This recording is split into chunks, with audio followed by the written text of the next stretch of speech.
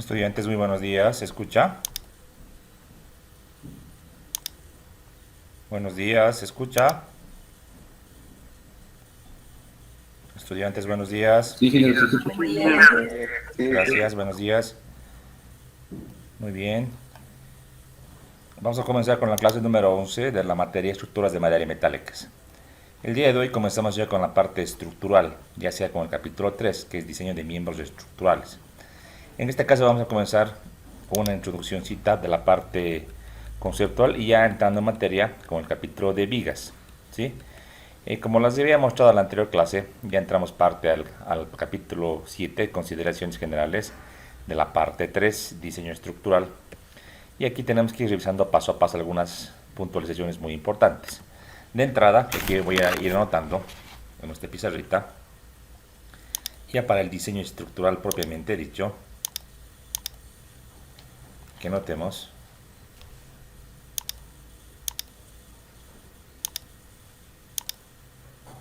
ahora sí. Entonces, para el diseño estructural, cogemos aquí un textito, vamos a colocar diseño estructural en madera. Vamos a colocar un texto un poquito más grande.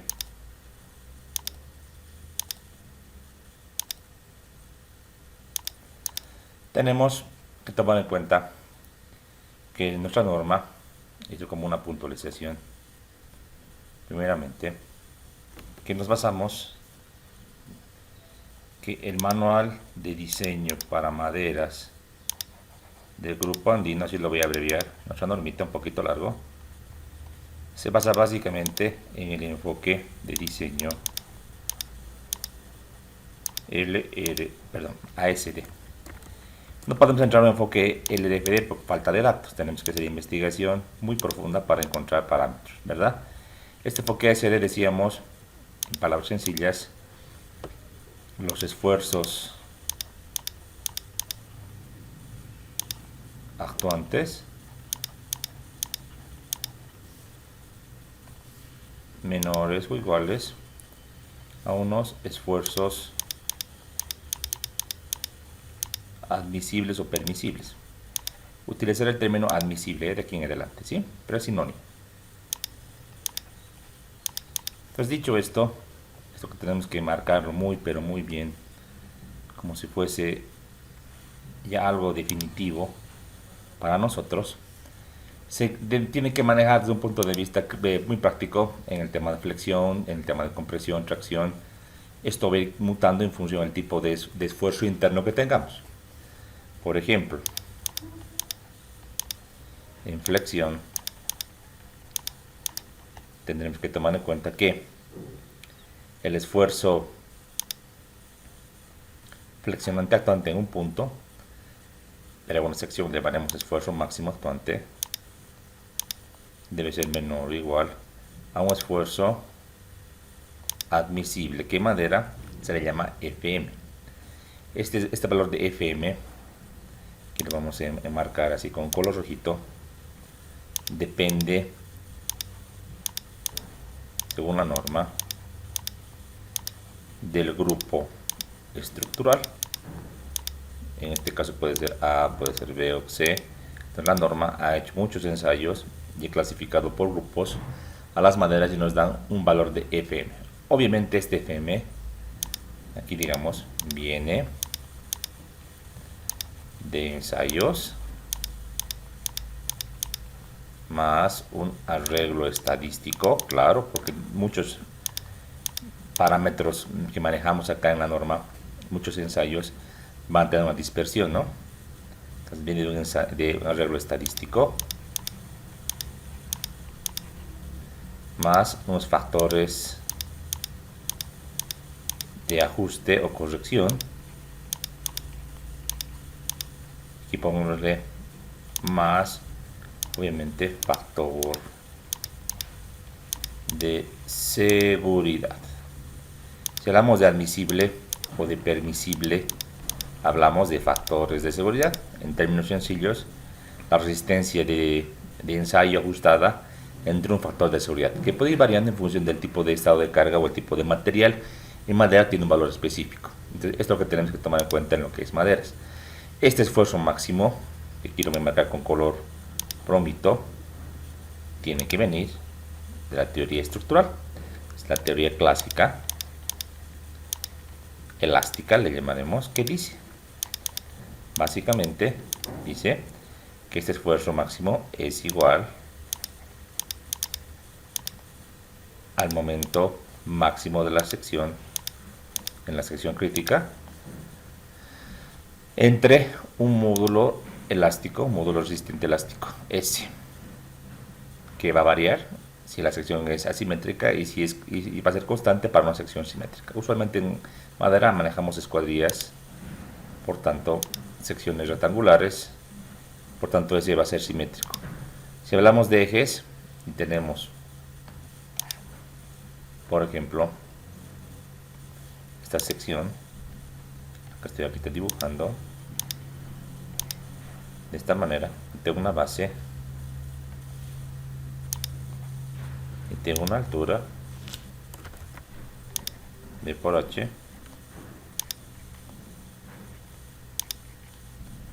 entonces le voy a colocar los ejes. Tengo los ejes X e Y como maneja la norma, de esta manera, tú les puedes cambiar como tú desees. Entonces esta expresión va a colocarse como SX. ¿Por qué? Porque el esfuerzo máximo que trabajamos, en este caso, que va a estar dado en el eje Z, que le voy a llamar el superexpresor sobreentiende, toma en cuenta que la viga, la sección va a estar en su máxima inercia, en este caso, con el eje X como el eje de flexión. Aquí pongámosle eje de flexión. Si quiero analizar una viga en sentido del eje débil, es decir, la viga horizontal, también se puede hacer, pero solamente modificando este valor de S por SY. ¿Sí? Entonces es muy sencillo, solo es verificar esta condición. Y si tenemos, por ejemplo, una viga, un momento determinado, tenemos una sección determinada, yo podría despejar el valor de Sx necesario para encontrar que ese esfuerzo actuante sea menor o igual al esfuerzo admisible. Eso dice la norma en cuanto al diseño estructural. Básicamente un resumen bien cortito. Y vamos a ir avanzando a medida de que vayamos revisando todos los preceptos que indican la norma. Aquí un primer puntito, así un primer punto. Y vamos a ir avanzando poco a poco. Vámonos a un segundo punto. Aquí vamos a ir copiando. Para eso vámonos a la norma. Aquí está. Y aquí algo muy importante. Fíjense, en cuanto a las deformaciones o la rigidez, la norma maneja dos tipos de deformaciones, una inmediata y una diferida. Déjenme aquí hacer un punteo con mi marcador. El término inmediato nos referimos al cálculo tradicional, es decir, ese término al cálculo elástico clásico, se refiere a eso. Y el término diferido se refiere a un análisis a largo plazo. La madera es un material que se ha ido viendo en el tiempo en los estudios e investigaciones, que las fibras, en este caso, que van en sentido longitudinal, poco a poco con los años tienden a ir un poquito cediendo, aunque la carga sea pequeña, no importa. Entonces, siempre, como aquí está en la imagen, la deformación total se debe considerar como la deformación instantánea o inmediata, más la deformación a largo plazo o diferida. Eso es. ¿Cuánto vale la diferida? Es muy complicado encontrar una expresión matemática que pues nos pueda calcular de manera muy precisa. Varía de la especie de madera a madera, varía en cuanto al contenido de humedad, al ambiente, al tipo de sobrecarga, etc. Pero se tiene según la norma un porcentaje, que ahorita la vamos a ver, que tenemos que incrementarle para deformaciones a largo plazo. Eso tenemos que tomar en cuenta. Obviamente, para que esto funcione, la deformación actuante debería ser menor o igual, más que igual a una deformación admisible. Este también yo le llamo del término escolar admisible. Es lo mismo. En vigas se llama esta deformación, se le llama el término de flecha. Se maneja así. Sobre todo en madera se maneja el término de la flecha. Muy bien, eso ya te quería tomar en cuenta. Ahorita vamos a revisar qué dice la norma al respecto. ¿Ya? Muy bien.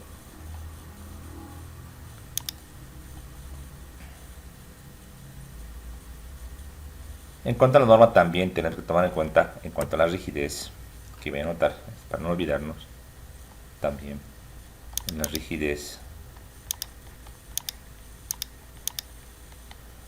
la deformación actuante menor o igual a la deformación admisible,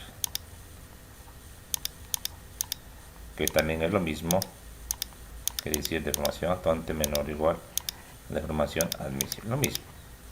Aquí hablamos del término flecha, la famosa flecha en vigas. Ya, muy bien. En cuanto a las cargas, ya hemos revisado.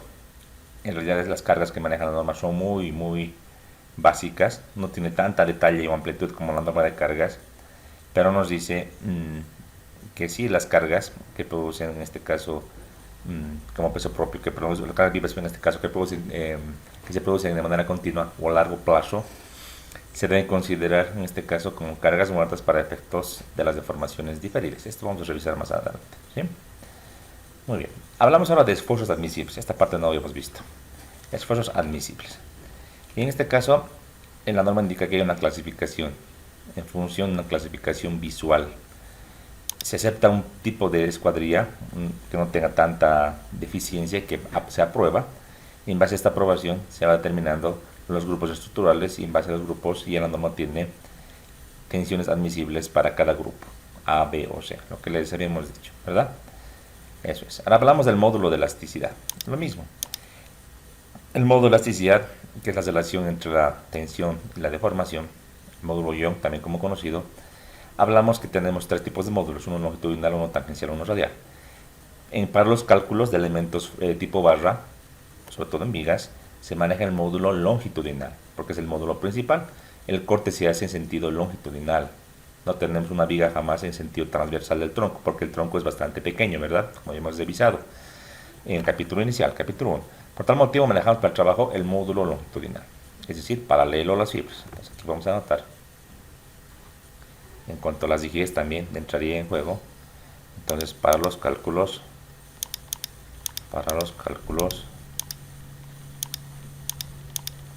el módulo de elasticidad, utilizaremos el módulo de elasticidad longitudinal. Efectivamente. Ahora, aquí tenemos una tablita, la tabla 4.2, donde nos da un resumen acerca de los esfuerzos, ¿sí?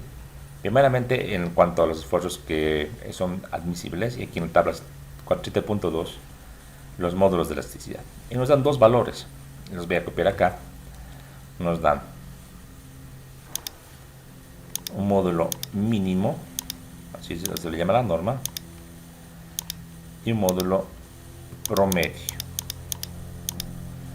En la tabla se van a fijar siempre el módulo de elasticidad,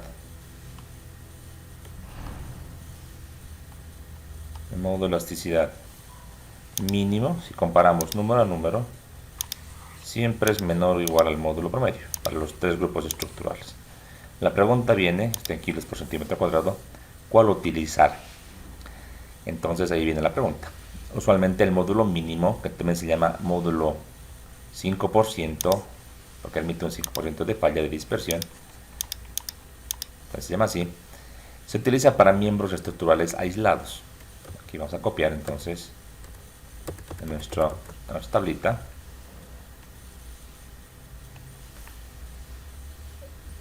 Utilizaremos este mínimo para miembros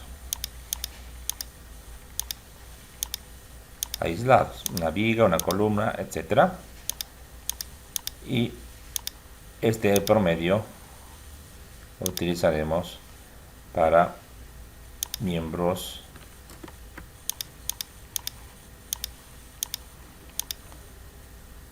en grupo que tengan una acción en conjunto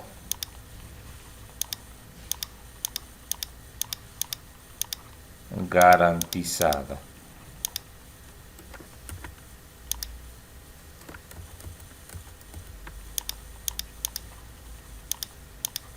Ejemplo de esta acción en conjunto garantizada podría ser una serie de viguetas de un techo o de un entrepiso.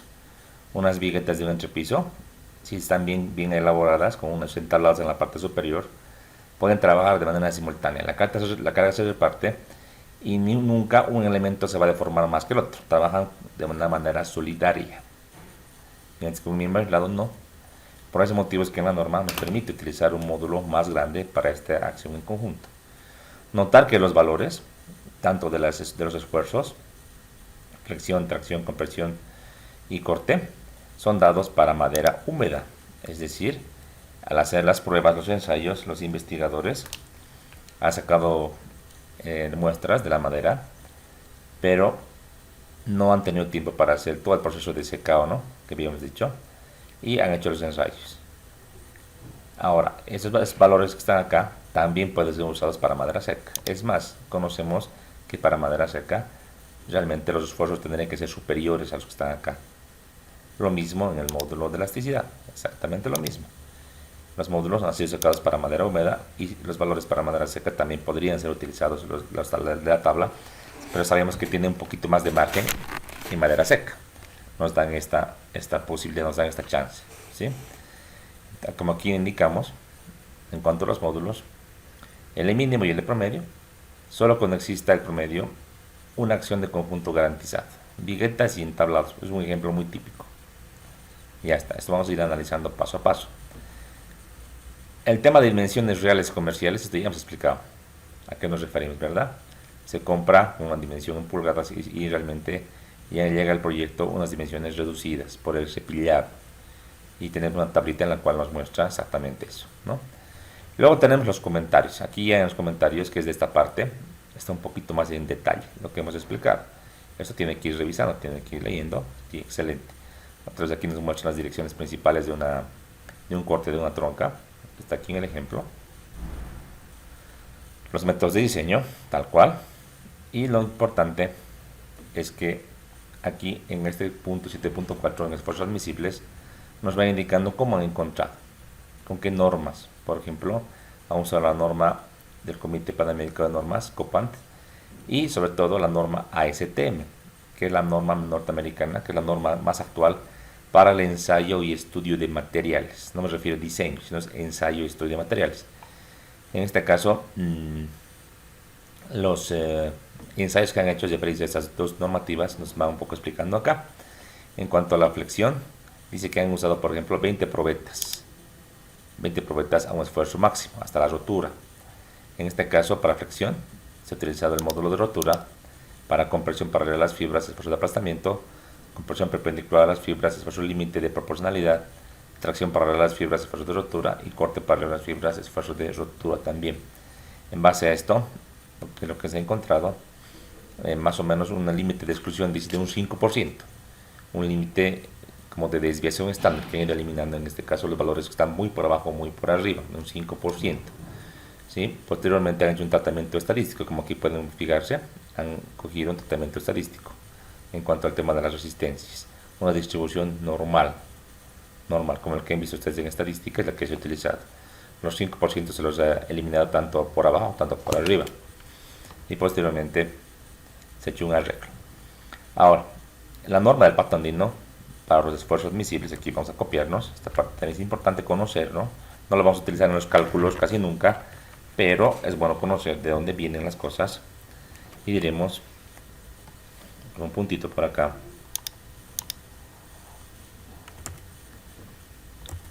estructura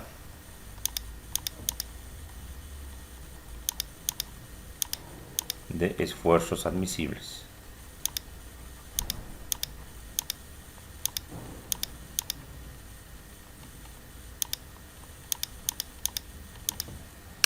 Pues en este caso tenemos lo que está acá, y para no evitarme un poco el tiempo voy a copiar tal cual como está aquí colocado en nuestro cuadrito.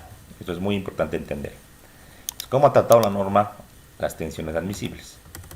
Básicamente ha manejado el siguiente concepto. Seguramente que esto estaba establecido en las normativas de aquel entonces y actualmente un poquito se ha ido modificando. Eso les voy a explicar a continuación. Entonces, han cogido un factor de reducción de calidad. Como su nombre indica, tiene que ver justamente con la clasificación del tipo de material. Un factor de reducción por tamaño, debido a que las muestras ensayadas han sido pequeñas, no han sido de escala real. Un factor de seguridad, en este caso de servicio y seguridad, que es lo que decíamos a un principio. Y un factor de duración de la carga. Ahí está. No es lo mismo cargarle a un elemento a flexión, por ejemplo, a un ensayo que dura pocos minutos, a cargarle unos 5 a 10 años. El comportamiento no es exactamente el mismo. Estos factores, si se dan cuenta, al esfuerzo último, que esto viene de un ensayo, esta es la rotura en un ensayo, ya sea flexión, compresión, etcétera.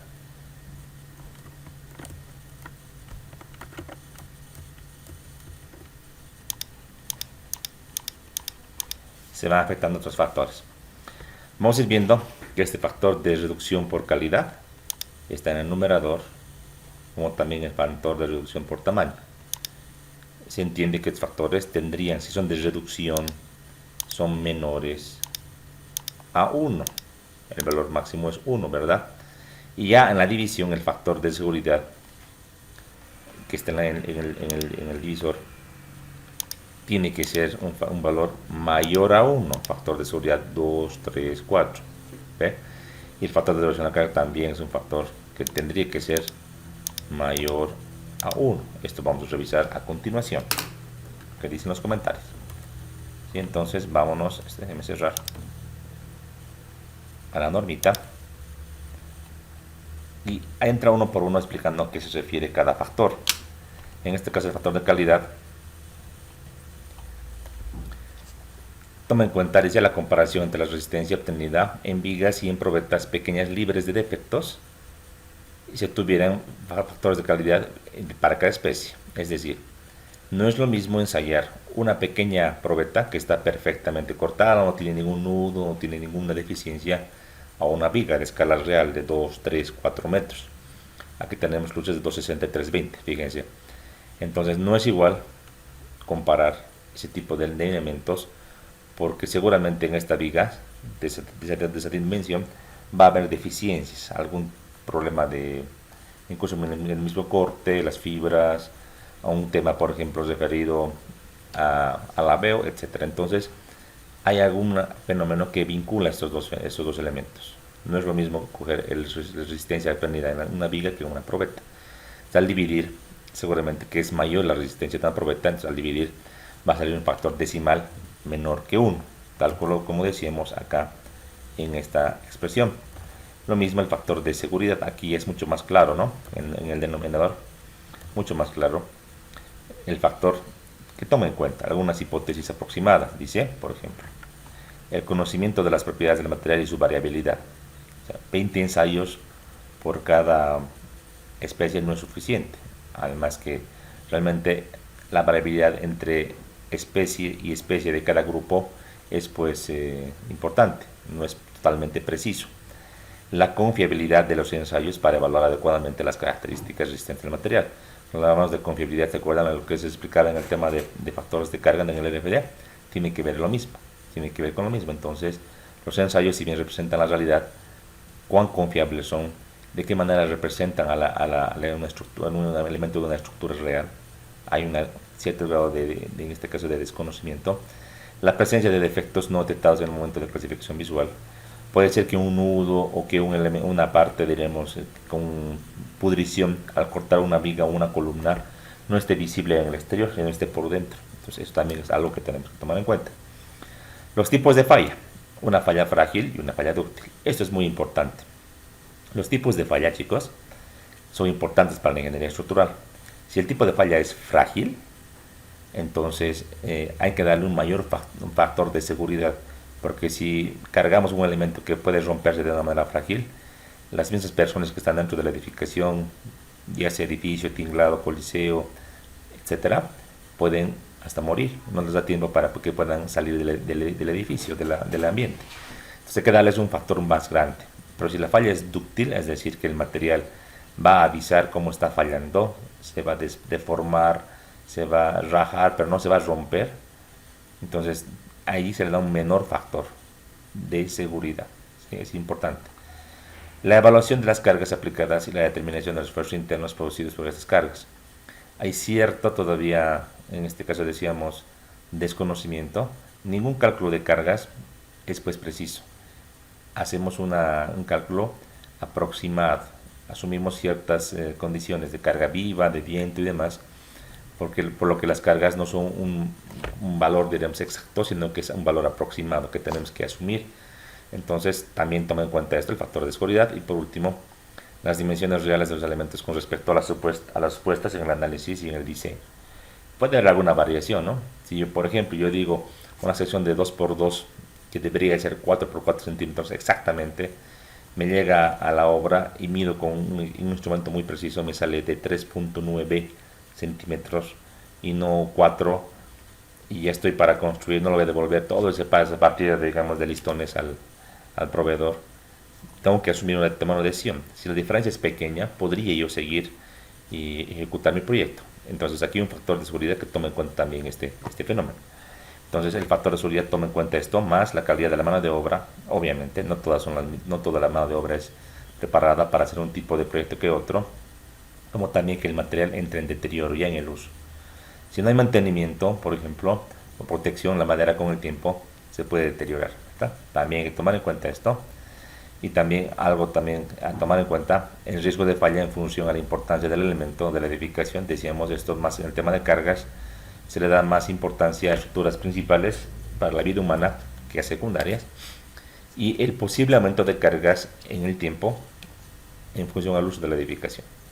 Es todo esto, este factor de seguridad está vinculando a esto. Pero aquí algo muy importante, lo voy a remarcar con color rojo, a lo que dice nuestro reglamento, y hay que tomarlo muy en cuenta.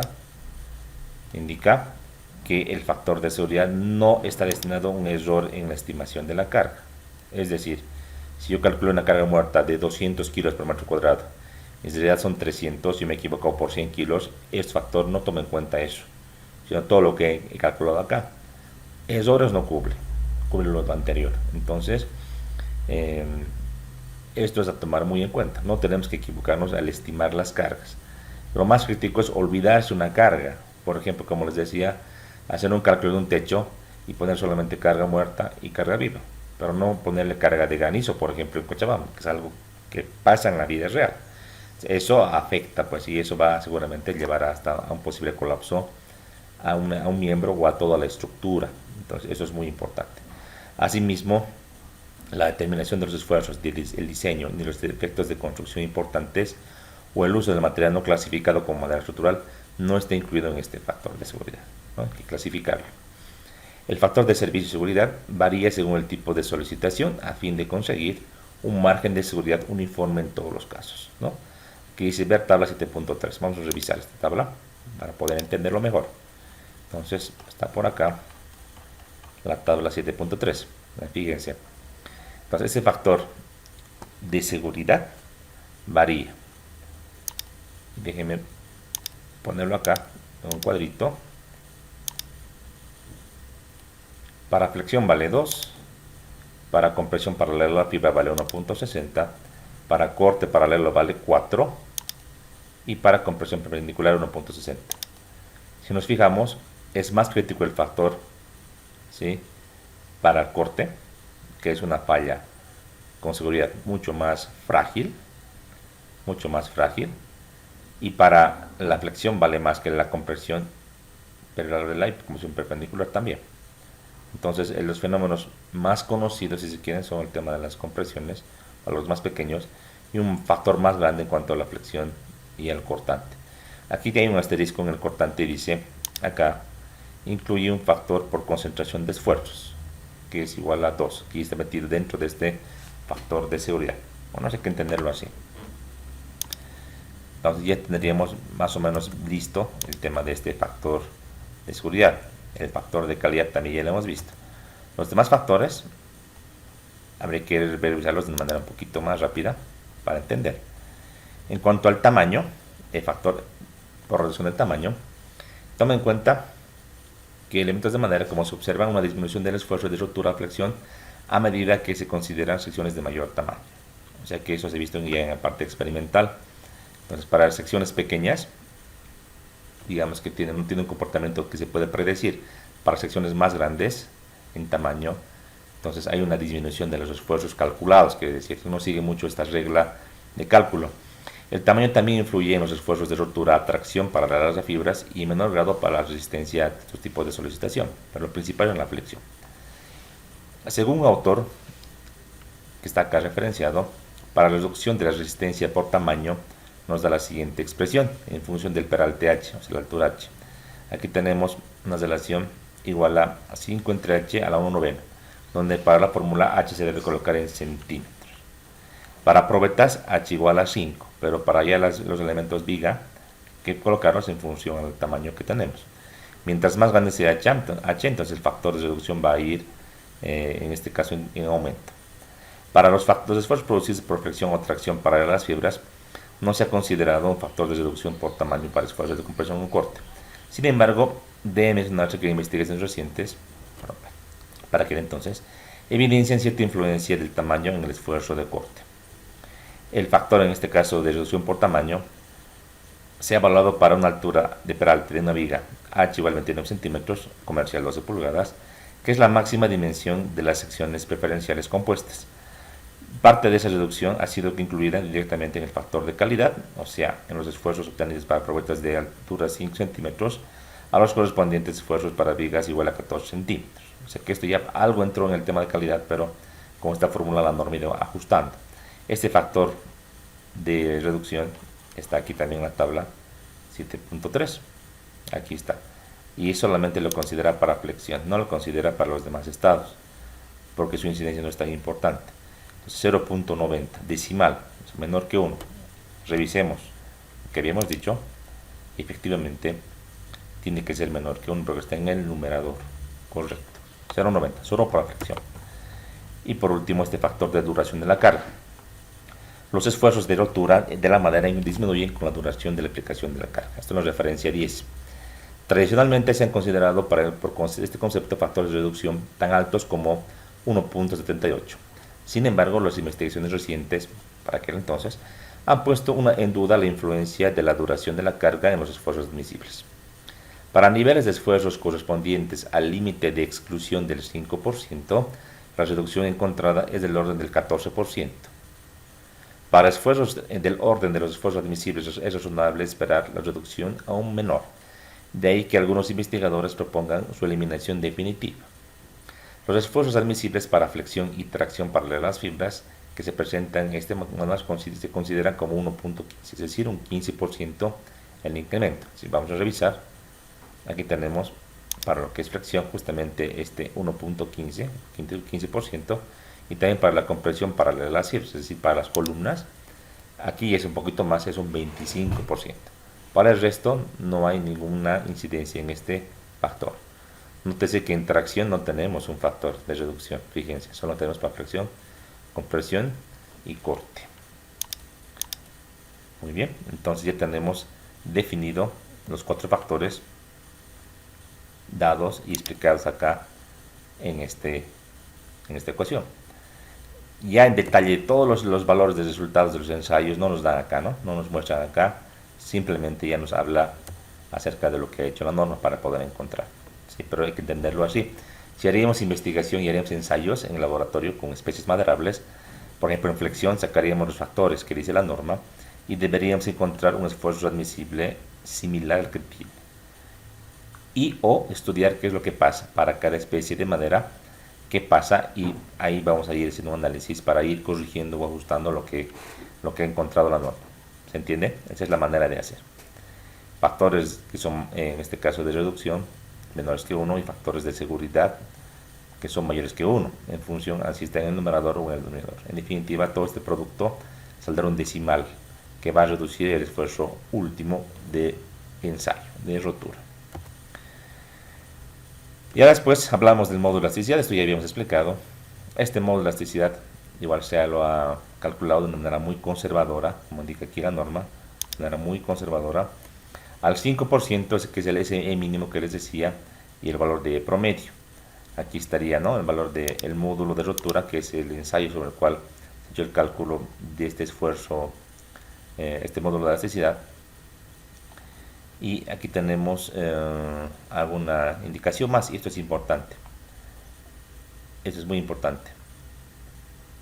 Esto vamos a marcar con colorcito rojo. Aquí sacaré nomás mi punterito. Y tomar en cuenta esto. El módulo de elasticidad, como bien sabemos, vincula las deformaciones, la fuerza de deformación en sentido longitudinal. En este caso, las deformaciones por corte, que no son usuales para tomarlas en cuenta, solo las longitudinales, pero en vigas se presentan, son relativamente poco importantes para elementos cuya relación luz-peralte es mayor que 14. Esto es muy importante. Aquí voy a colocar acá en nuestro punterito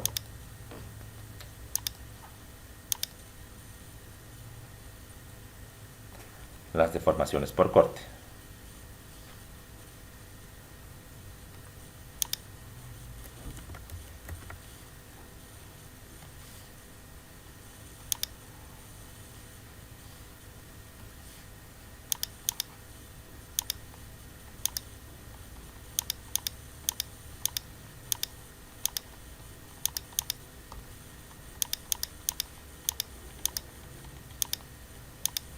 Y seguramente que este fenómeno también lo han visto en resistencia de materiales.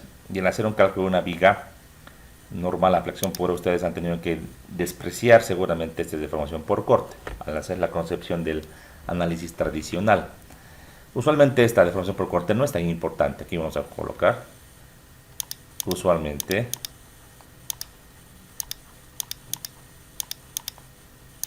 en resistencia de materiales, así voy a colocar, se desprecia, ya que su incidencia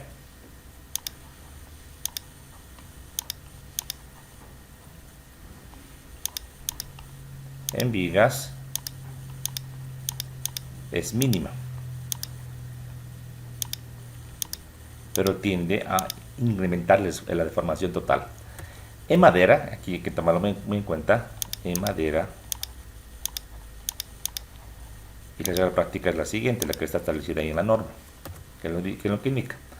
Se desprecia si L entre 14 es mayor que L entre H es mayor que 14. Entonces, si L entre H es mayor que 14,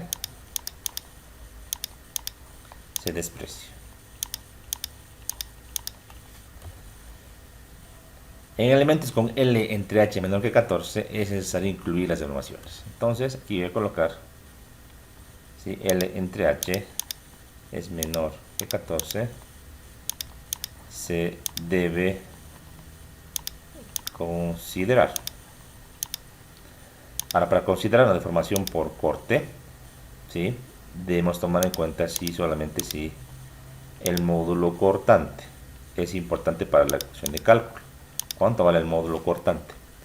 El módulo cortante, al ser muy similar al módulo de elasticidad, en este caso mide la deformación transversal, no la longitudinal, en cuanto a las fuerzas transversales. Este módulo cortante en los materiales elásticos está vinculado al módulo de elasticidad en función al coeficiente de Poisson, ¿sí? Ahora, en la madera es mucho más complicado. ¿Qué nos aconseja en madera?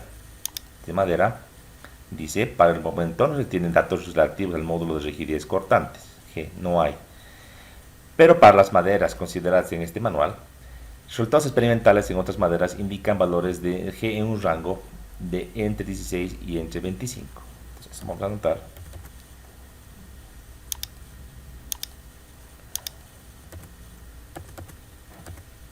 Acá. Y diremos, faltan datos.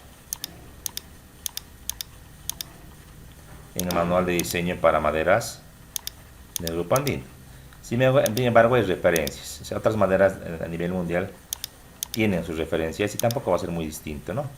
De referencias aproximadamente es el módulo entre 14, como decía, el módulo entre 26, perdón, 16 y 25. Entonces, a tomar en cuenta esto para posibles cálculos. Y obviamente un módulo más grande vinculará en este caso una mayor resistencia.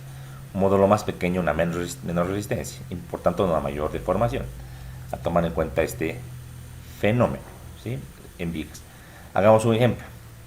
Si tengo una viga, ¿qué les parece? Como esta.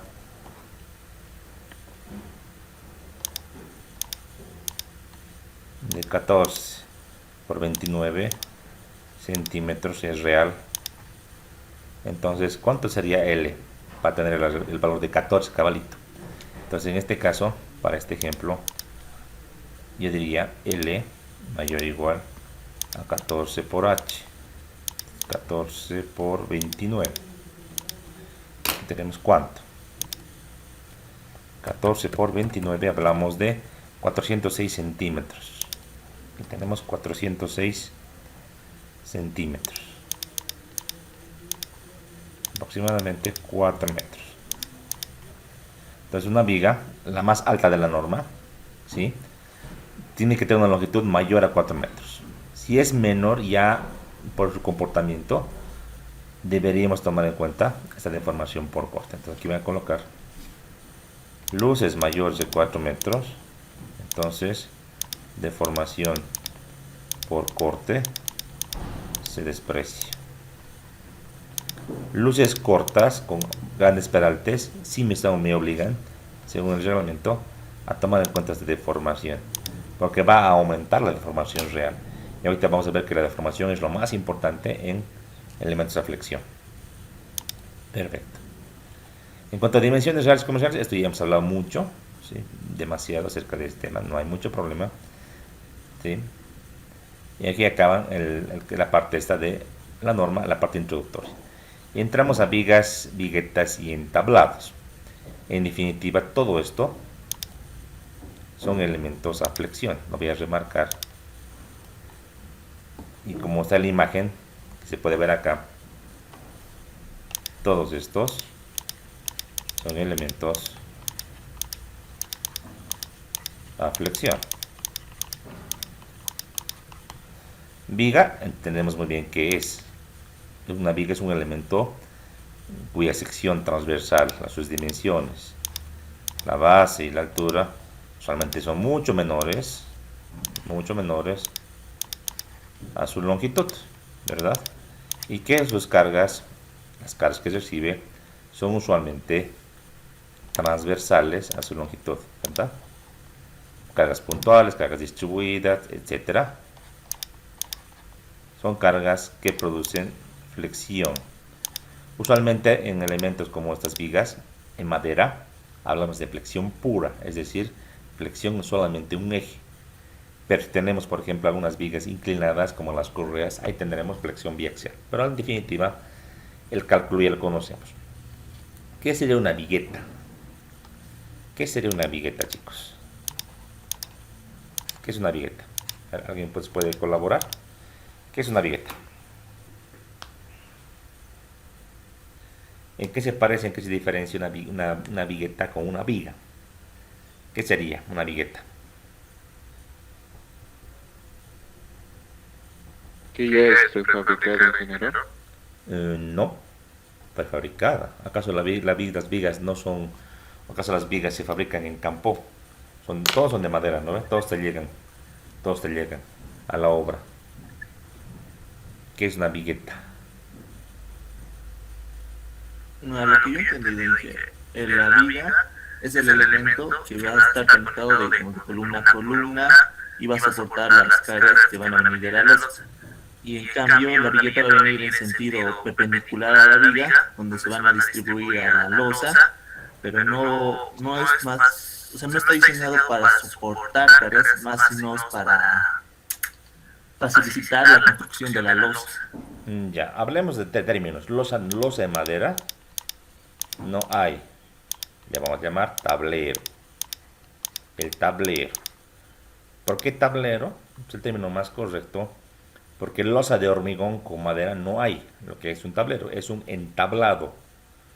Tenemos unas viguetas, como tú decías, que van a servir para apoyar el sistema de piso. Aquí tenemos una, aquí tenemos otra, así como estoy dibujando, etcétera. Va a depender mucho, ¿no? De cuánto es el ancho a cubrir. Supongamos que son solo 3. Y sobre estas viguetas, aquí van a venir pues recién los entablados en este sentido. Van a venir por arriba los elementos que pueden ser machimbres, por ejemplo, o tablones sobre los cuales vamos a caminar. Imagínense, recuerden cómo es nuestra facultad, el bloque antiguo de tecnología. La facultad, en este caso nuestro salón de la carrera, en este caso o el decanato, es un entrepiso de madera. Entonces estos elementos, los entablados, que tienen aproximadamente en pulgada a 2 pulgadas de espesor, ancho variable 20-30 centímetros, se apoyan en estas viguetas, y las viguetas se van a unir hacia vigas. Entre la distribución de cargas es entablado, vigueta, viga. Si no le ponemos las viguetas, los entablados no soportarían.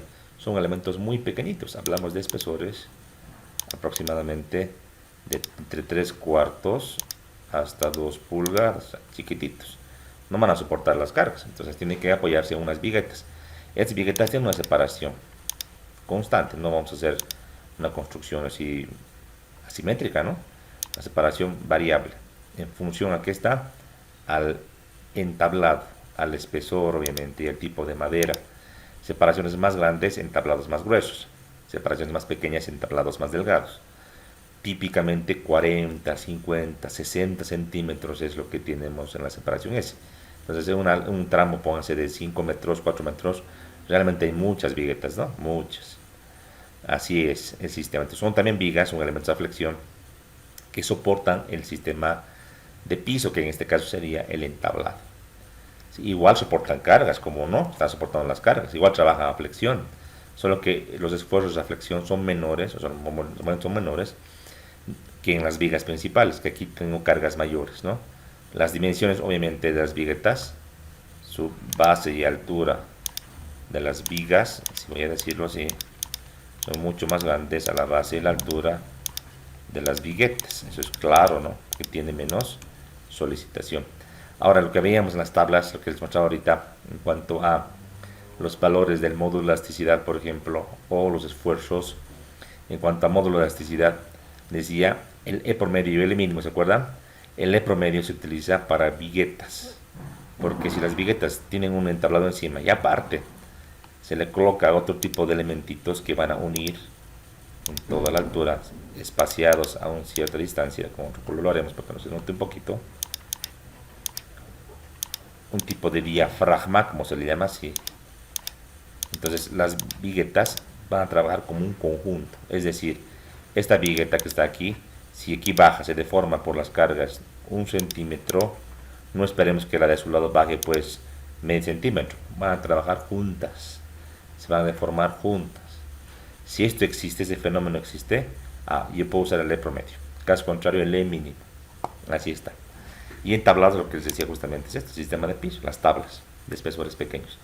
Todos los elementos trabajan a flexión. De este esquema, que podemos hacer notar también, de esta imagen muy bien hechita, muy bien pensada por los que han hecho la norma. Usualmente las vigas que se analizan en estructuras, en sistemas de piso, etcétera, por las conexiones que se tienen que hacer, usualmente trabajan como está aquí, como apoyos o como vigas simplemente soportadas. Si bien pueden haber vigas continuas, vamos a ver en el cálculo que digamos que lo más crítico para una viga es que sea simplemente soportada, porque lo más crítico no es la flexión como tal, sino es la deformación o la flecha. Entonces, si comparamos una viga continua, digamos esta viga continua que estoy dibujando así, con un sistema de vigas simplemente soportadas, si analizamos ante unas cargas dadas, que yo puedo calcular las cargas dadas ahí encima. En cuanto a flexión, no va a variar mucho. En cuanto a momentos, efectivamente el momento positivo aquí es grande, aquí es más pequeño, pero el negativo aquí es grande. La diferencia entre el negativo y el positivo no es significativamente grande. La gran diferencia es la deformación. Este sistema de viga continua, la deformación va a ser muy pequeñita, ¿verdad? Pequeñita va a ser. Mientras que en esta va a ser mucho, pero mucho más grande.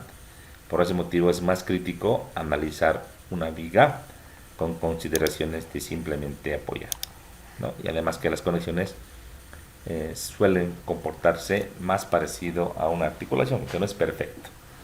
¿Se dan cuenta? Ese es el concepto básico de una viga en madera. Muy diferente a lo que sería, por ejemplo, en hormigón. Que en hormigón no solamente es la deformación, ¿no? Los momentos sí tienen importancia en su posición, si es negativo o es positivo, para que yo vaya colocando los fierritos, o arriba o abajo, ¿verdad? No, en vigas, hemos dicho, la deformación, la flexión, es un esfuerzo que se produce a la longitud de las fibras.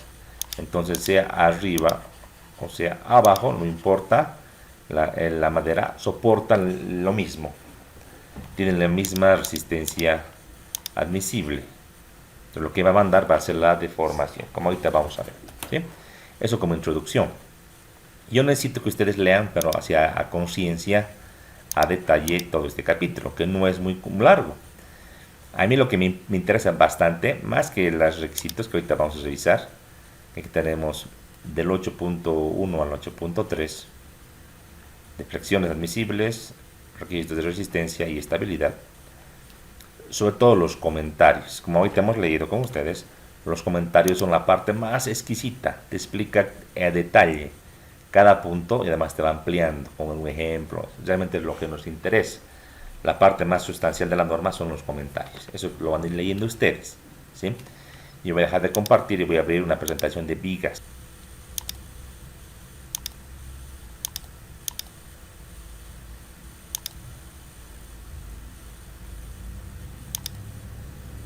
Bien,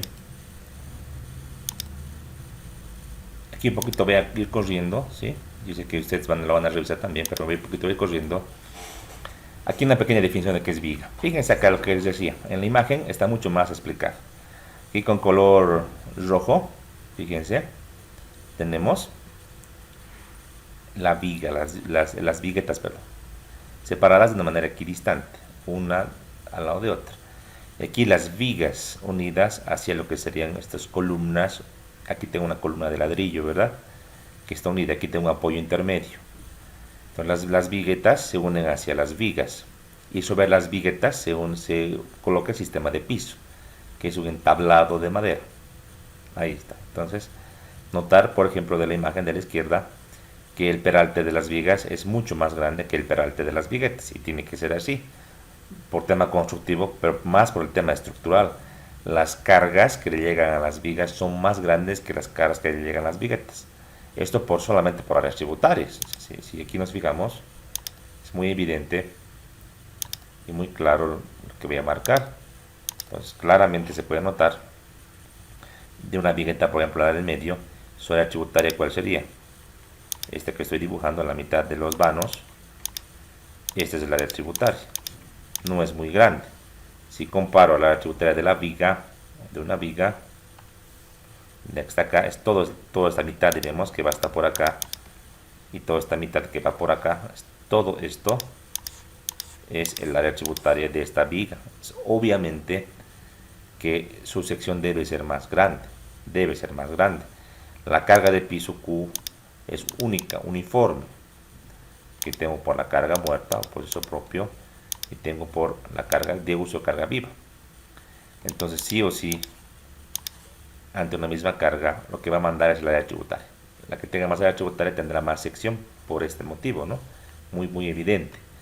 Ahí está. Fíjense, en la conexión se han usado algunos elementos metálicos, algunas planchitas metálicas. Es una manera de conectar, en este caso, las vigas con las viguetas, ¿verdad? Una manera de hacer. En esta imagen no podemos ver un elemento transversal que una las viguetas. solamente lo que sería el entrepiso, el entablado. A veces se requiere elementos que unan las viguetas, más que todo por requisitos de estabilidad. Eso ahorita vamos a también a revisar. Las secciones de madera, usualmente la mayoría de la norma tenemos estas secciones rectangulares. Aquí notar secciones menos esbeltas y más esbeltas. ¿A qué me refiero con esbelto? La relación altura-base. Aquí está la altura 1, si quieres la base 1. Aquí tengo una base 2 y una altura 2. Entre las bases, esta y esta, no hay tanta diferencia, casi la misma, ¿verdad? Entonces, yo que puedo inferir acá esta relación altura-base, altura entre base 1, esta relación es mucho menor a altura base 2, ¿verdad? Y tú me preguntarás ahora, ¿para qué podría servir? Porque en la ecuación que hemos estudiado en resistencia de materiales, y recordemos, flexión, aquí como está, flexión es igual momento entre módulo resistente elástico, que es lo mismo que decir momento entre inercia por la distancia y, si lo llamemos. Para esta expresión no entra la relación altura entre base, ¿sí? Entonces, ¿dónde entraría? O sea, más bien secciones más altas tienen estas mayores inercias que estas de acá, ¿no? O sea, inercia, si quieres, x1, inercia x2. La inercia x2 es mucho, pero mucho mayor a la inercia x1, ¿verdad? Entonces, obviamente esta viga es mucho más resistente. Está claro, aquí en la fórmula nos dice eso. Pero secciones muy esbeltas, con relaciones altura-base muy grandes, no llegan a soportar ese esfuerzo. No llegan, en este caso, a llegar a ese esfuerzo FM. Fallan de una manera anticipada. Las vigas pandean lateralmente, se tuercen lateralmente y no llegan a la resistencia esperada para compararlas con esta expresión que está acá. ¿Qué es lo que pasa? Que las relaciones altas H entre B, si no se las restringe o asegura, de cierta manera son muy malas comparando con relaciones pequeñas. Si bien ganas en inercia, pierdes en estabilidad. Eso vamos a revisar en este capítulo específicamente. Por otra parte, aquí tengo otra familia de vigas. Son vigas elaboradas, ¿no? Vigas armadas. Aquí tengo en los patines o alas, son secciones aserradas. Si se dan cuenta, son secciones aserradas. Pero y el alma es otro tipo de sección. Parece un entabladito, ¿no? Una tabla, pero en realidad en este elemento es un elemento, en este caso laminado o contrachapado también se llama. El alma en las vigas no soporta mucho el esfuerzo en flexión, porque la distancia con el centroide no es mucho. Lo que más vale son las alas para soportar las cargas. Pero las almas trabajan al corte, usualmente al corte, y este tipo de elementos trabajan muy bien, funcionan muy bien. También se podría hacer con 3 elementos cerrados, si se puede conseguir esta dimensión así de alta, ¿no? Y delgadita, se puede hacer. ¿Cuál es la diferencia? Estas secciones están acá, que no son de la norma, esas son de las de la norma, esas no, que tú le puedes armar y trabajar.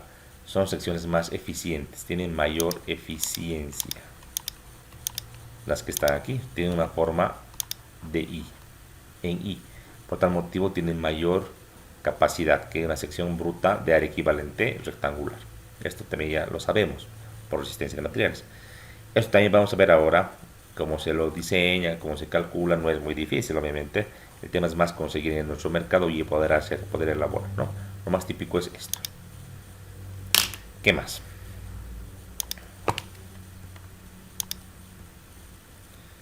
Aquí tenemos un armado de un sistema de piso. Aquí está, un entabladito que están armándolo ahorita sus viguetas y sus vigas para colocar encima recién el entablado. Aquí tenemos unas vigas de gran peralte, fíjense acá, estas son vigas laminadas, no son vigas aserradas, son elementos de madera que están pegados. Esto para conseguir vigas de mucha más altura, para luces grandes, ¿verdad? Esto en Bolivia no es muy frecuente, no es muy frecuente. Más tenemos, el uso es más con vigas aserradas. Aquí abajo tenemos un detallito de estos diafragmas o rigidizadores, también se les llama.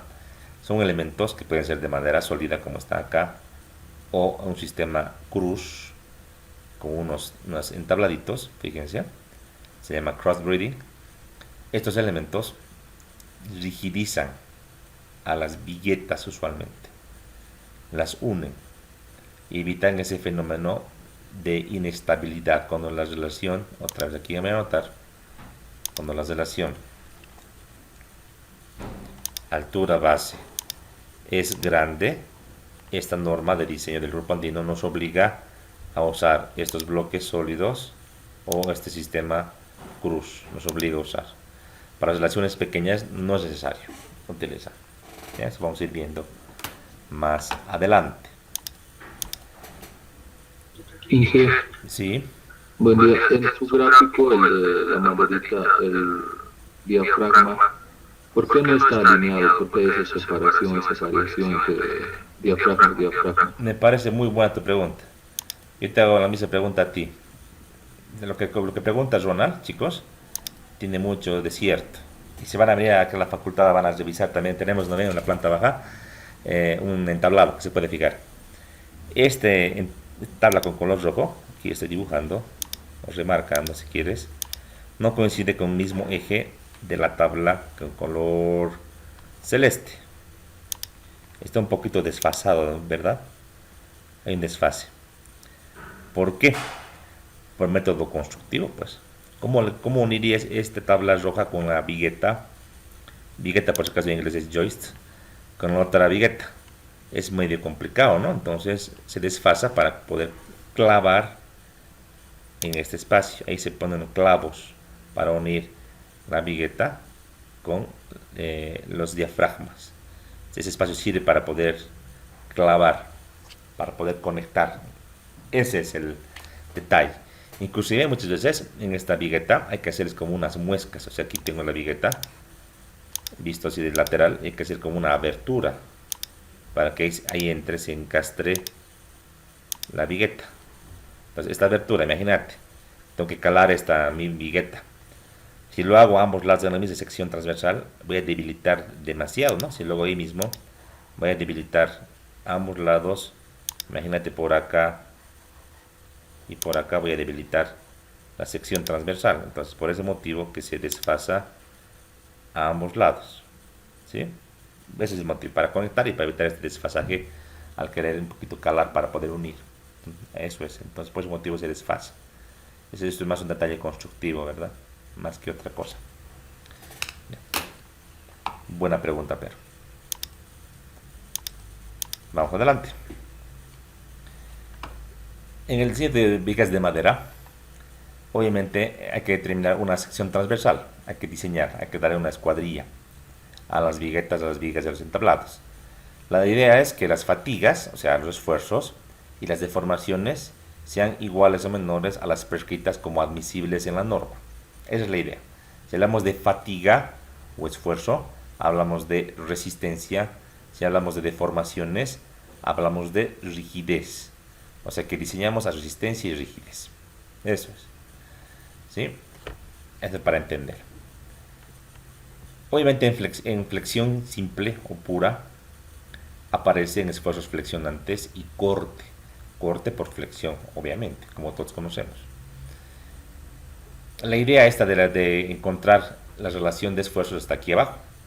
Esfuerzos nominales de trabajo por flexión menor o igual a los esfuerzos admisibles a flexión. Eso sería la verificación de flexión. Esto yo le podría llamar, si le ponemos un textito,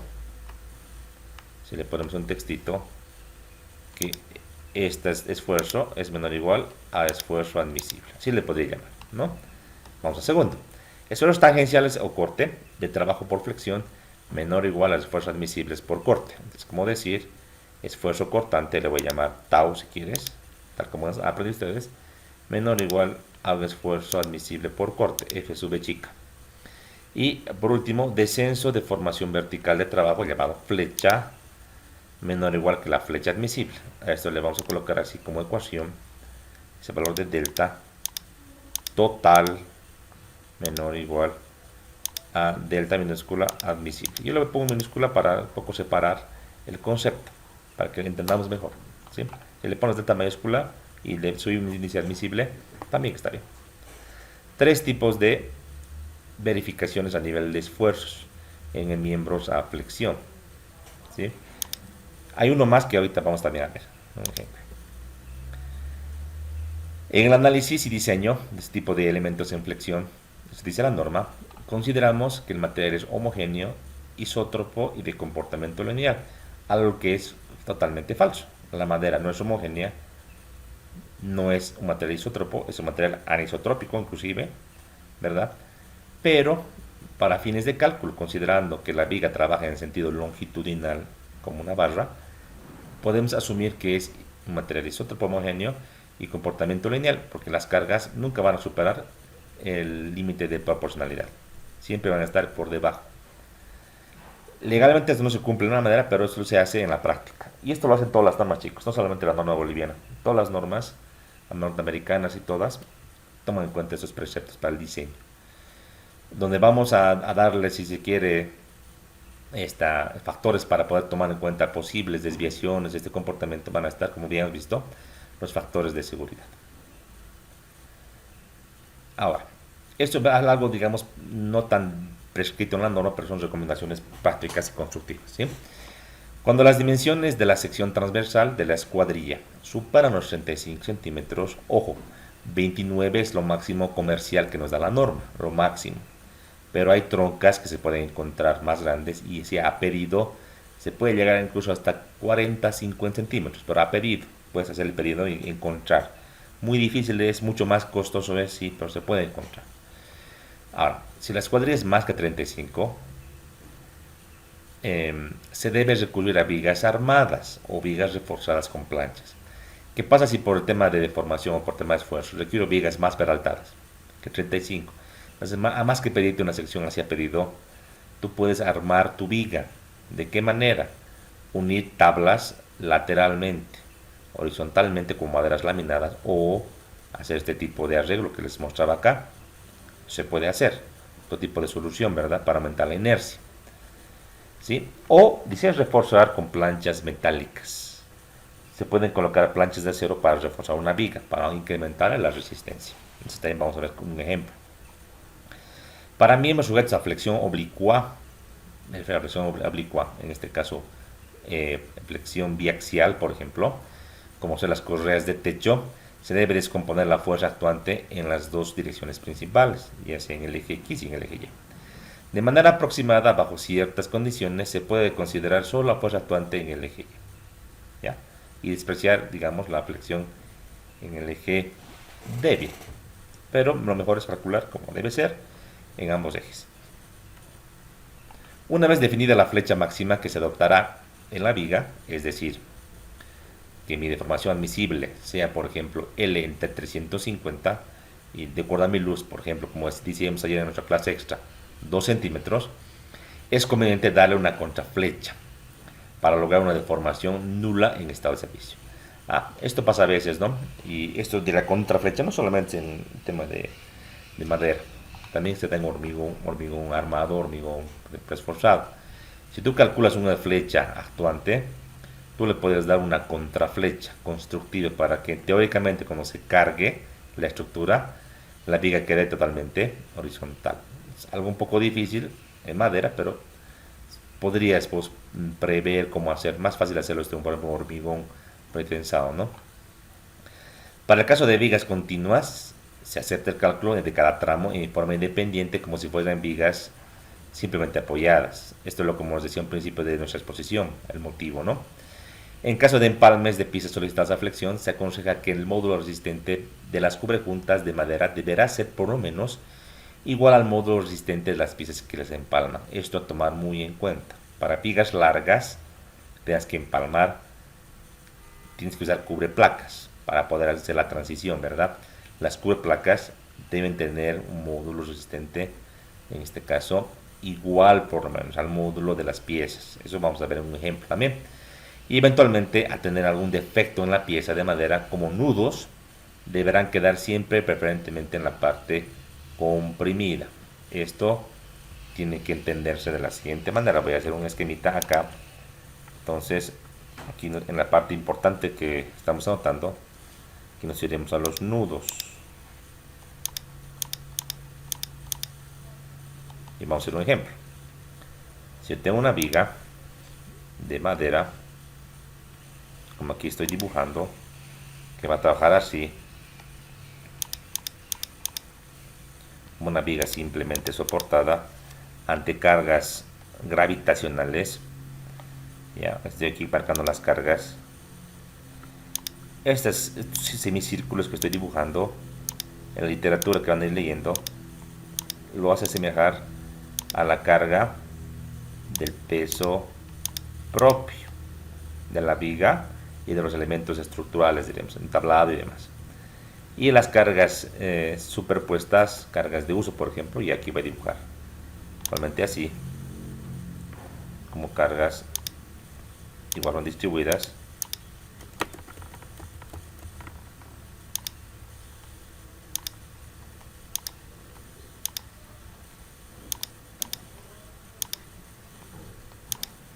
Verticales. Solo en estos casos donde las cargas son como las que se muestran, yo aquí dibujo el eje de mi viga, que está el eje neutro. Aquí dibujaremos el eje neutro elástico, obviamente. Sabemos que por conocimiento teórico de resistencia de materiales, con color verde, lo que estoy ahorita achurando, toda esta parte que estoy marcando con color verde, ¿a qué tipo de esfuerzo va a estar? ¿Tracción o compresión, chicos? ¿A qué va a estar? ¿Qué tipo de esfuerzo? A compresión, compresión. Compresión, ¿verdad? Exactamente. Entonces, verde. Aquí le ponemos compresión.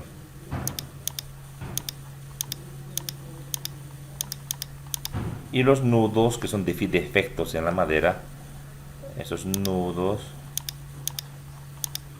pueden estar así, digamos, ¿no? En la pieza. ¿Dónde está mi puntito? No estoy reconociendo dónde está. Un segundito. Ahora sí. Ahí.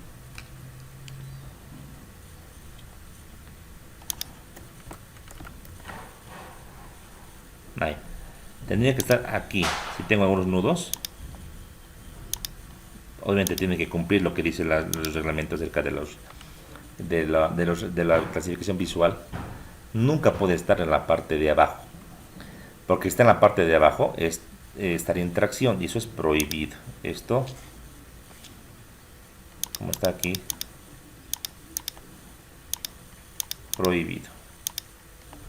Así tengo nudos en ambas caras, o sea, en ambos sectores, debería nomás yo definitivamente no usar como viga o devolverle al proveedor, ¿no? Puede haber algunos nudos, no muchos, pero tiene que estar ubicado siempre en la parte de compresión. Yo debo volcar la viga al lado que esté a compresión, en función a las cargas, ¿no? A las cargas que estoy yo aquí esquematizando en cuanto al tema estructural de mi elemento. Eso es muy importante, pero muy importante. ¿Qué más? Teoría básica, que esta ya la conocemos muy bien, como el un centroide. Eso lo hacemos muy bien hacer, peor aún de una sección como esta, que es totalmente simétrica, está a la mitad, ¿verdad? Momentos de inercia, que miden la resistencia, en este caso de mi sección, a la flexión, en este caso. Una inercia en el eje X principal sería la base por la altura cubo entre 12 y del Y principal la altura entre base al cubo entre 12, ¿no? Esas expresiones ya las conocemos, ¿no? Podemos deducirlas también si quieren, en este caso como han leído en sistemas de materiales con la doble integración, pero ya tenemos definido. Figuras más complejas que estas no son frecuentes. Si armamos secciones ahora, como decíamos, en forma de I, como las que estoy aquí dibujando, como estas, tampoco es pues difícil, no es algo que no se pueda hacer. A ustedes les ha machacado con el tema este pues de inercias, áreas, o sea, están expertos yo les puedo decir en esta parte, no hay mucho donde perderse. Entonces ustedes tienen que poder hacer cualquier tipo de sección, porque usualmente usamos secciones simétricas en madera, ya sea esta, no hay problema, ¿sí? En cuanto a los al radio de giro, raíz cuadrada de la inercia entre el área, igual si quiero y la radio de giro de lo que sería mi eje X, entonces de aquí desprendemos, sería la raíz cuadrada de la inercia en el eje X entre el área, para recordar, y en el eje Y lo propio. Ahora, como sabemos, viendo en la imagen, la inercia en el eje X es mucho mayor a la inercia en el eje Y. Por tal motivo también de acá el radio de giro en el eje X es mucho mayor al radio de giro en el eje Y, siempre y cuando siga con esos ejes. Yo los ejes los puedo cambiar en el examen o en un proyecto práctica o en un programa, y deberían entender eso así, ¿no? Eje fuerte, eje débil, más que X y Y. ¿Qué más para recordar? A la deflexión vertical se le llama flecha. Es la deformación de una viga. La clave para controlar la deflexión, la deformación, es el momento de inercia. Más inercia, menos deflexión. ¿Cómo me doy cuenta de esto? Pues en una viga, tal vez un poco más adelante, vámonos. Vamos a ver aquí nuestra hojita. Aquí vamos a calcular. Para este estado de cargas, ¿cuánto valdría la deformación actuante? Para un sistema simplemente apoyado, entonces va a valer 5 entre 384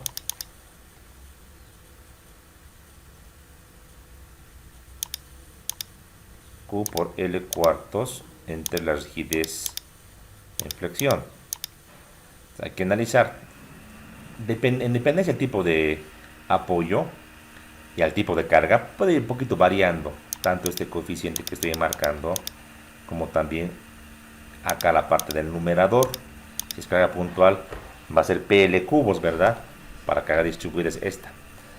Ahora, si nos damos cuenta, esto es un coeficiente que no lo podemos tocar, depende mucho del tipo de viga. El tema de la carga tampoco la puedo tocar, es la carga que tiene que soportar mi viga, ¿no? La luz tampoco la puedo cambiar. ¿Qué puedo cambiar? El tipo de madera. Difícil, ¿no? Tengo grupos estructurales A, B o C. Lo que sí puedo cambiar es la inercia. En este caso, ¿qué inercia? La inercia principal, pues en el eje X. Es la que puedo modificar. Entonces, aquí diremos, para tener una deformación o flecha menor, sí, solamente sí, se da cuando el módulo, perdón, la inercia, en este caso en el eje X, es mayor. Solamente así puedo controlar la flecha. Es el fenómeno más crítico en vigas de madera. ¿Por qué? Porque el módulo es pequeñito. El módulo de la madera, el módulo material, es muy pequeño comparado a otros materiales. Por ejemplo, el módulo de elasticidad de la madera, y vamos a ver acá, de la norma, volviendo acá atrás,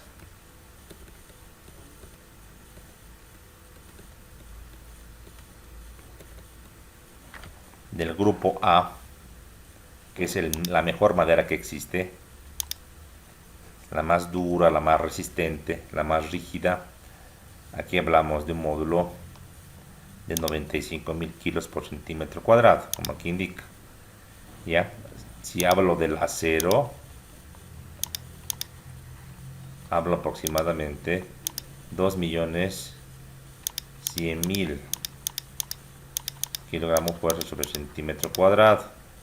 Comparen 2.100.000 contra 95.000, pues no hay punto de comparación, ¿verdad?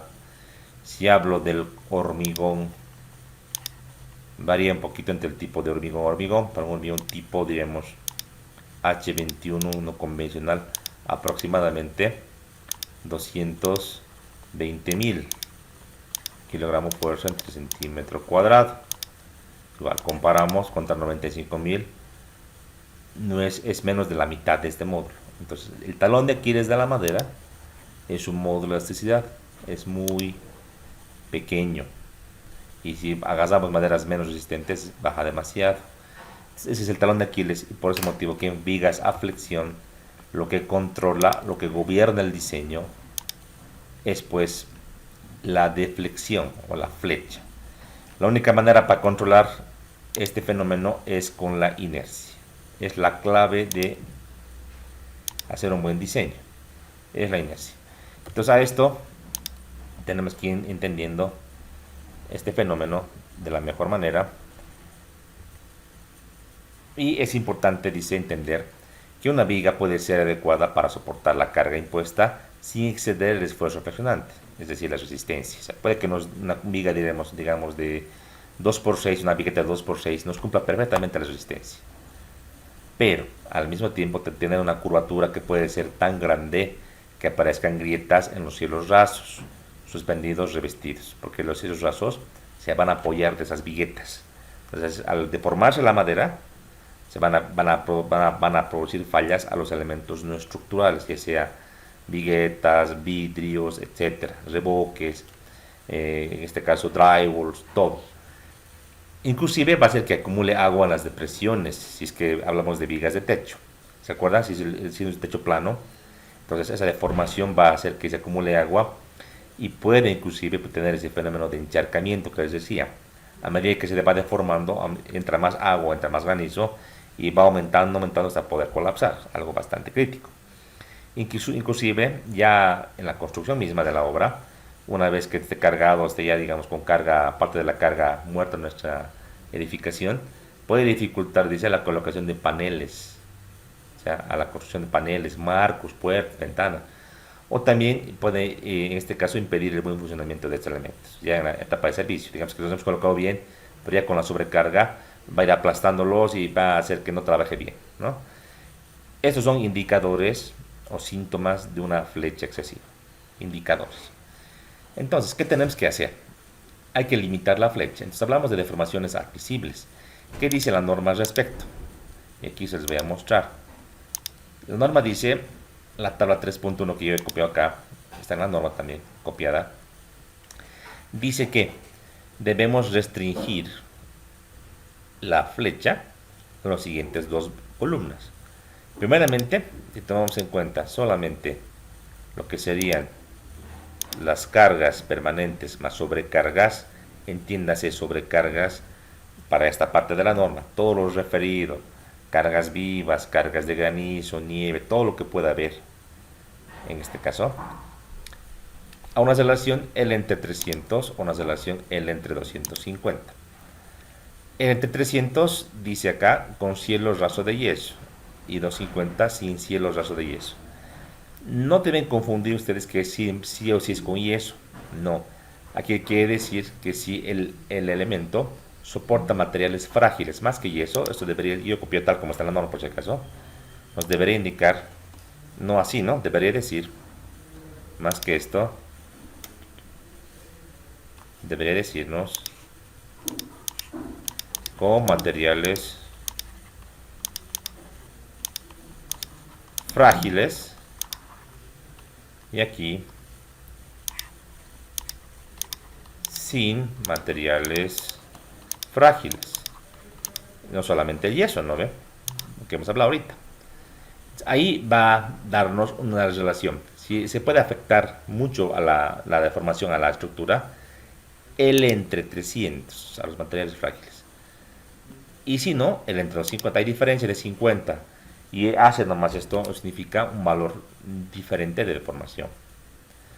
Ahora, solamente para sobrecarga, entiéndase, solamente carga carga viva o de uso, es un poquito más, el entre 350 para zonas frágiles y el entre 350 también para zonas que no sean frágiles. En ambos casos tomamos el mismo criterio, solamente varía en el caso de la carga muerta más la carga de uso o de servicio. Estos límites son para la norma de 1984.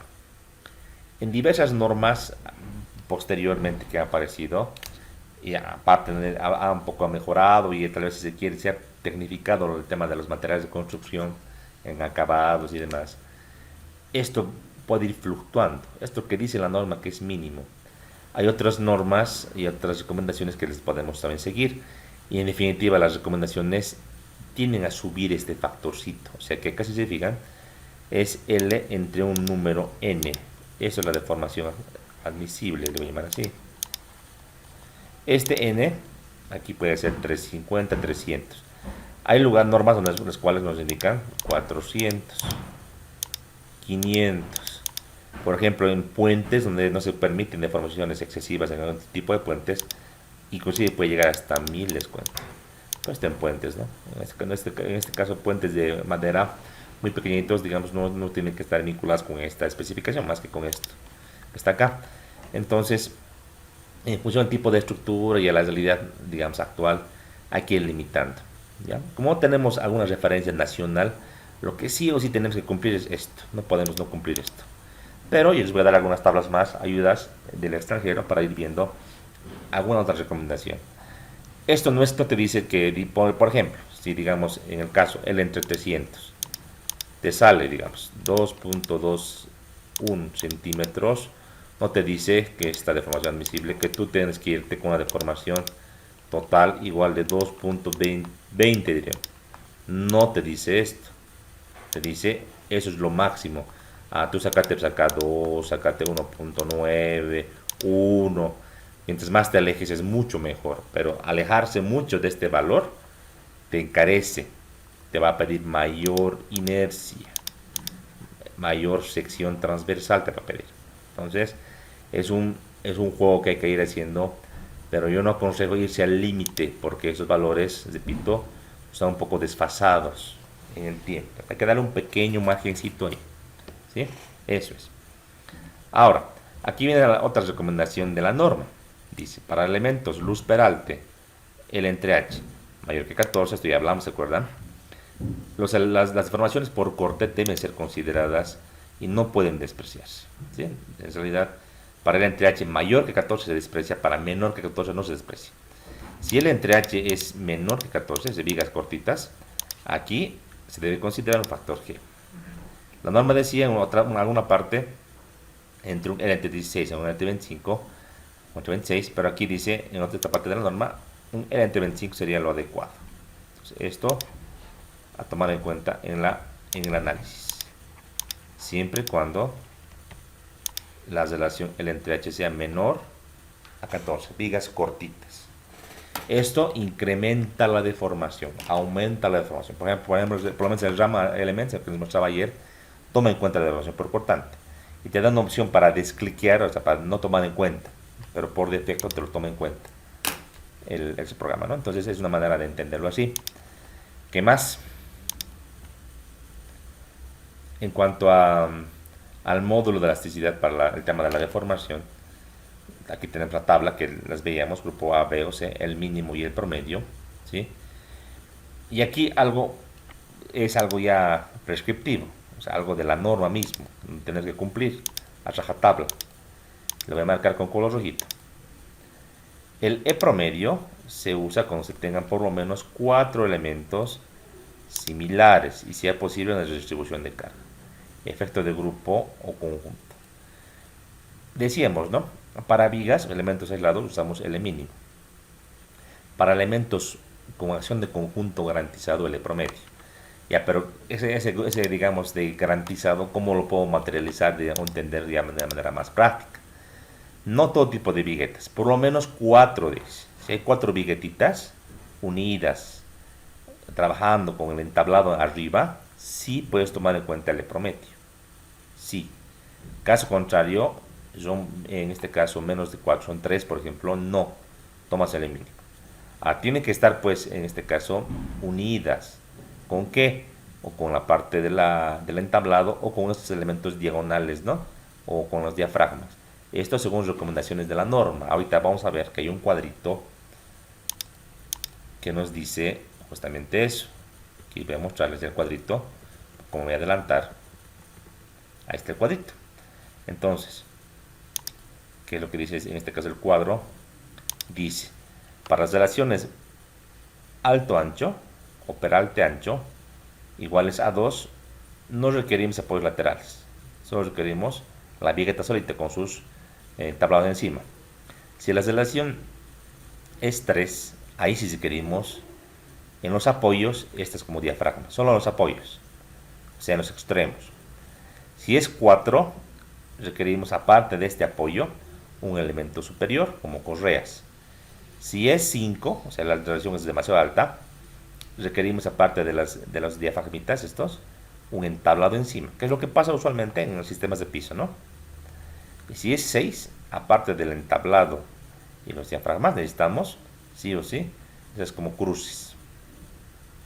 Esto vamos a ver bien en el tema de estabilidad, pero ya un poco me voy adelantando, si se quiere, para mostrarles esta parte, para que puedan entender.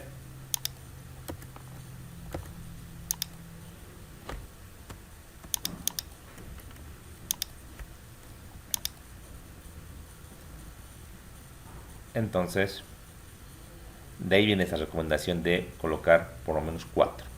Ante la duda, usa nomás el mínimo, pero va a ser un poco anticonómico. Ahora, y para acabar la clase del día de hoy, deflexiones o flecha diferida. Y aquí estaba la recomendación, ¿se acuerdan que leíamos en la norma, en la parte inicial?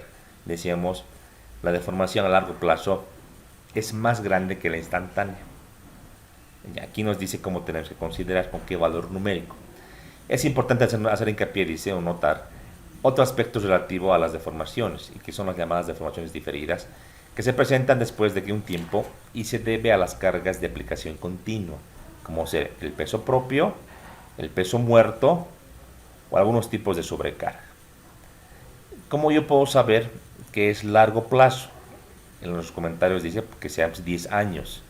Si es 10 años que va a estar con la sobrecarga encima, obviamente el peso propio va a estar siempre, pero la sobrecarga encima, entonces yo debo tomar en cuenta este fenómeno.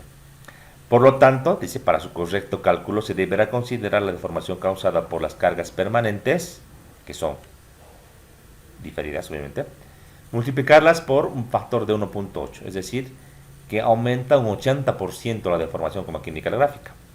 Yo calculo esta viguita con sus cargas perfectamente, si se quiere, instantáneas, distribuidas. Eso es carga por el peso propio, digamos así, carga muerta. Calculo y me sale la deformación instantánea.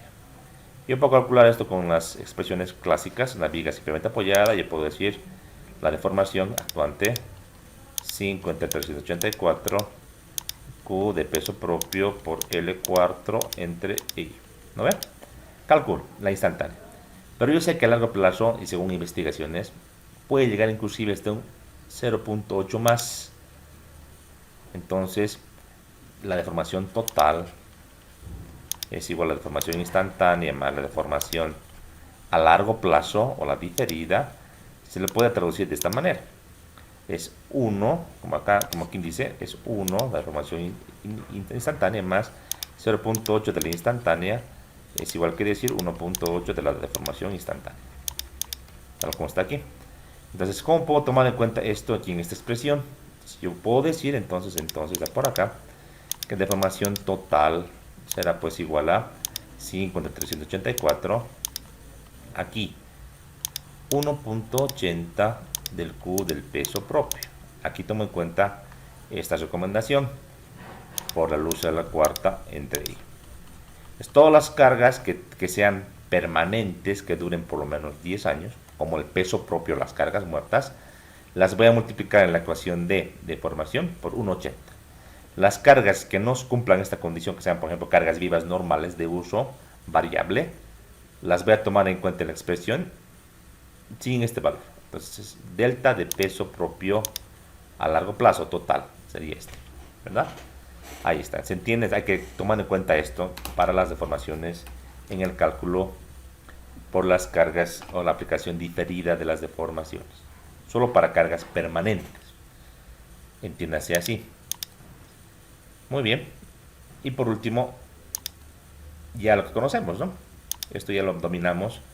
En cuanto a flexión simple, la expresión momento brazo entre inercia, esfuerzo máximo es, en este caso, es el momento entre el módulo resistente. Yo puedo despejar de acá y tengo 6 veces el momento máximo entre BH cuadrado. Este sería el esfuerzo actuante. Debo compararlo con los esfuerzos admisibles, FM. Aquí tengo para los grupos A, B y C 210, 150 y 100. Ahora, para flexión, lo que dice la norma, que estos esfuerzos yo los puedo incrementar en un 10%. ¿En qué tipo de elementos? En elementos que tengan efecto de acción conjunta garantizada, como los entablados o viguetas, le puedo subir un 10%. El puedo quiere decir que si quieres, y si quieres no, tomas nomás el valor que está aquí en la tabla. Entonces, para hacer un diseño económico, podríamos tomar en cuenta. Cuando tengamos por lo menos 4 viguetas o 4 entablados, solo en ese caso. Si son menos, no. En el cortante, aquí tenemos la expresión clásica de la mecánica de materiales. Fuerza de corte por aumento estático de área entre la base y la inercia. Aplicando esta expresión, encontrando el esfuerzo máximo en el medio, en el eje neutro, tenemos que es 3 medios o 1.5 B máximo entre B por H. Esta expresión la debo comparar con el esfuerzo admisible en corte, paralelo a las fibras. Aquí tengo A, B y C, 15, 12 y 8. Son valores muy chiquititos porque veíamos que el coeficiente para reducir, ¿se acuerdan? El cortante era grande, era 4. En este caso, igual puedo aumentar un 10% en entablados y en viguetas. Algo importante, en el cortante, la norma me permite analizar la sección crítica no en el apoyo, sino a una distancia h de la cara del apoyo. De la cara del apoyo a distancia h. Esta es la sección crítica. Con esto yo voy a reducir la fuerza de corte máxima, porque la fuerza de corte más grande se da en el apoyo, ¿verdad? Por la reacción. Y va reduciendo, reduciendo. Ahí se puede tomar en cuenta una corte menor a la distancia h del apoyo, donde h es la altura de la viga. Esto viene de mecánica de materiales, ¿no? De la teoría estructural. Por último, les decía, hay un fenómeno más, que es la resistencia al apoyo. ¿A qué me refiero al apoyo? Claro, las vigas como estas, que están apoyadas, aparte de tener flexión y tener cortante, aquí en este apoyo van a tener aplastamiento. Es decir, esta reacción de apoyo va a querer aplastar a las fibras de la viga. Y recordar que las fibras, aquí voy a hacer un esquemita, bien rapidito. Las fibras están en sentido longitudinal, ¿no? Entonces aquí están las fibras, están en este sentido. Entonces, esta fuerza R genera compresión perpendicular a las fibras. Entonces, esta compresión perpendicular a las fibras, ¿cómo se calcula? Aquí está, pues, la reacción de apoyo R, que es la fuerza, entre un área de apoyo, que sería en este caso el ancho de apoyo A, que tú lo debes, digamos, asumir o calcular, por la base de la viga, porque este apoyo que está dibujado ahí va a ir en todo el ancho, ¿no? Va a ir en todo lo ancho de nuestra viga. Aquí va a estar este apoyo A, ese apoyo que está ahí, ¿no? En lo ancho y a lo largo, así. B por A, aquí está la expresión. Entonces aquí tengo un esfuerzo actuante. Este esfuerzo actuante es compresión perpendicular a las fibras. Debo comparar con un esfuerzo de compresión perpendicular a las fibras admisible, que es de 40, 28 y 15.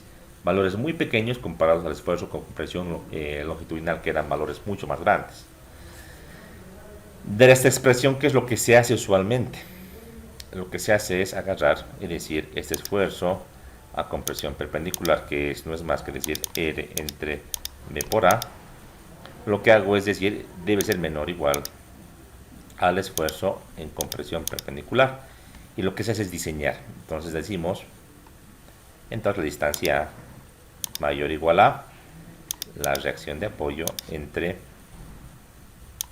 el esfuerzo admisible con compresión perpendicular a las fibras por B. Esa expresión es la expresión de diseño de este ancho A, porque este ancho A lo tenemos que diseñar, ¿no? Este apoyito que va a ser, digamos, de un dadito de hormigón, de un elastómero, etcétera. Otra madera también puede ser. Yo lo voy a definir en función de un cálculo, en este caso para que no exista aplastamiento en las fibras, y va a salir de acá la expresión. Típicamente este valor sale pequeñito, sale chiquito, y por lo menos por método constructivo, por lo menos dice A mayor o igual a 2 pulgadas. Esto es una recomendación que yo les doy. No está en la norma muy específicamente definido, pero por método constructivo, por lo menos. Entonces, si me sale menor que 2 pulgadas, menos que 6 centímetros, por lo menos ponerle 5 centímetros de apoyo, lo mínimo que debería haber, ¿sí? Eso es. En vigueta es un poquito más difícil, pero en vigas por lo menos sí, 2 pulgadas por lo menos. Entonces ahí tenemos que hacer las verificaciones. Ya está. Tenemos apoyo, cortante, flexión y la llamada flecha, que esto ya lo conocemos. Si ya lo conocemos, simplemente tenemos que hacer ejercicios para poder calcular y usar las escuadrillas comerciales. Eso haremos el día de mañana in extenso, ¿sí? Entonces quedamos aquí. Voy a mantener esto y continuamos mañana. ¿Alguna pregunta acerca de la clase de hoy? ¿Duda que les pueda explicar?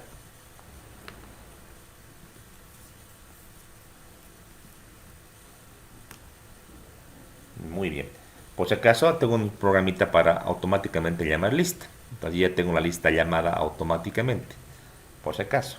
Entonces voy a mostrarles cada semana las faltas para que vayan controlando. 6 faltas máximo se permite para poder cursar la materia. Caso contrario, ya saben que esto es abandono, que es como abandono prácticamente. Clinton, por si acaso estás con 2 cuentas, ¿no? Con 2 cuentas. Debe ser con su celular seguramente y con su computadora, pero procuremos más tener una sola cuenta para la siguiente clase. ¿Sí? Entonces quedamos aquí, chicos. Yo voy calificando sus tareas, les voy revisando por el grupo. ¿Sí? Grupo de WhatsApp también voy a mandarles un enlace en la plataforma para un grupo que yo voy a crear para comunicarnos también de una manera más ágil. Creo que tienen un grupo ustedes, pero ese grupo no es oficial de la materia. Un grupo yo voy a mandarlo oficial con puros estudiantes de la materia y mi persona. Yo no tengo auxiliares por si acaso. La materia no cuenta con auxiliares de ningún tipo, por si acaso. ¿Sí? Entonces quedamos aquí. Muchísimas gracias. Buenos días.